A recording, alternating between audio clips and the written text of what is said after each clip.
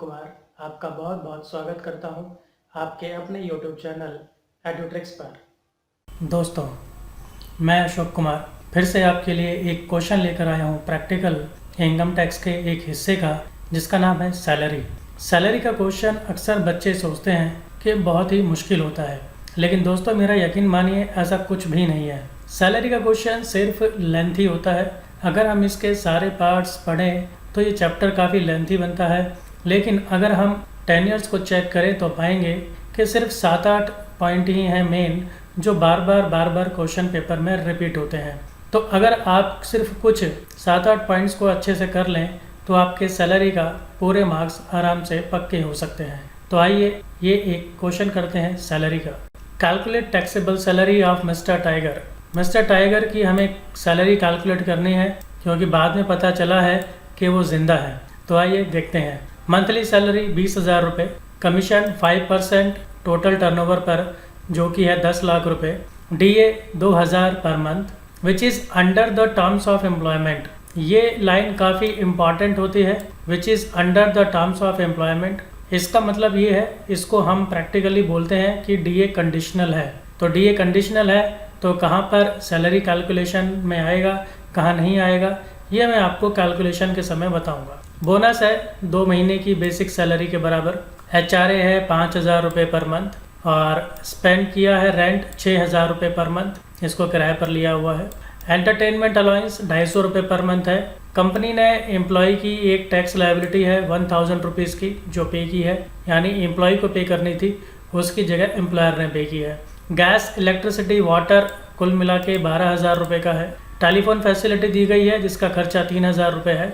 एक राडो की घड़ी गिफ्ट दी गई है एम्प्लॉय को 9,000 रुपये की, और एम्प्लॉयर का कंट्रीब्यूशन और एम्प्लॉय का भी, दोनों का कंट्रीब्यूशन 12.5% जाता है RPF की तरफ, और इंटरेस्ट ऑन RPF है 13.5%, जो कि टोटल अमाउंट बनता है 27,000 का। तो दोस्तों कोई मुश्किल सवाल नहीं है, आइए हल करते हैं।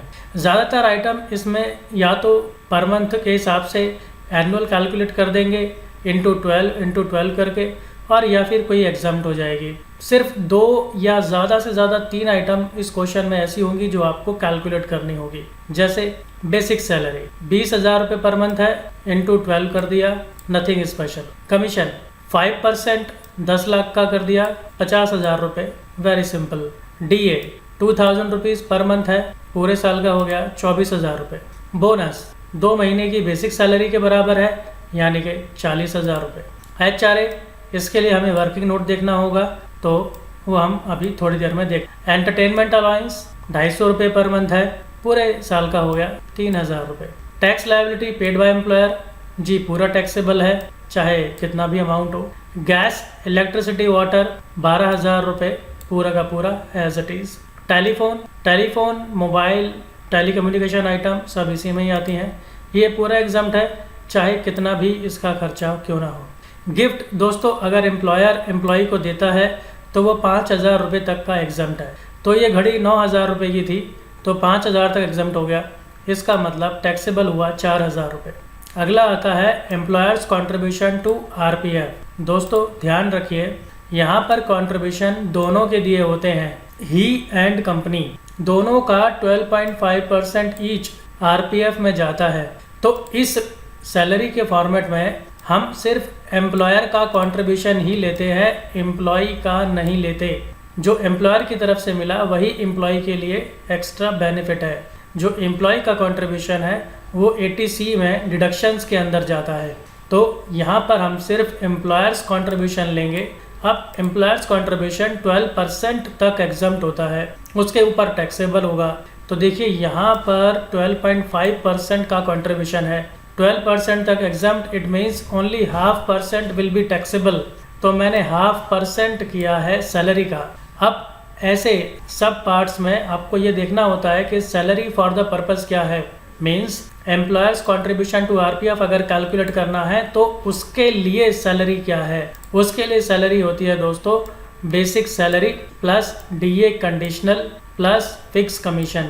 DA कंडीशनल तभी होता है जब वो under the terms of employment हो या फॉर रिटायरमेंट बेनिफिट्स ये लिखा हो, और कमीशन फिक्स तभी होता है जब वो परसेंटेज में गिवन हो। अगर वो कैलकुलेटेड दिया है तो वो फिक्स नहीं है, तो फिर वो यहाँ नहीं आएगा। तो ये हो गया आपका सैलरी फॉर द पर्पस, इतना। ये सैलरी फॉर द पर्पस है, इसका 0.5% कर दिया, ये आपका अमाउंट आ गया। दूसरा इसका हिस्सा होता है interest on RPF. Interest on RPF आपको दिया है 13.5% और इसका टोटल कैलकुलेटेड अमाउंट है 27,000। दोस्तों ये 9.5% तक एग्जम्प्ट होता है।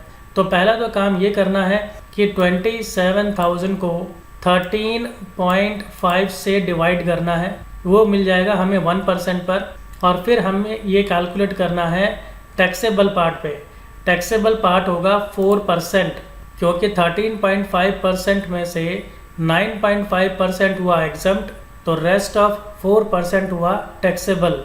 तो इसलिए हम 4% पर कैलकुलेट करेंगे कि इंटरेस्ट कितना बनता है, और वो इंटरेस्ट बना 8,000। अब रह गया सिर्फ हमारा एचआरए को और हम एक बार देख लेते हैं।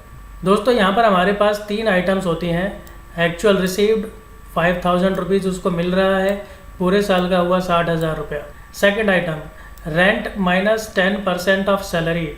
रेंट पे किया जा रहा है इस घर का 6,000 पर month, means 72,000, and then 10% of salary.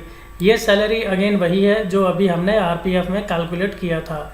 दोनों के लिए salary for the purpose same होता है, basic salary plus DA conditional plus fix commission.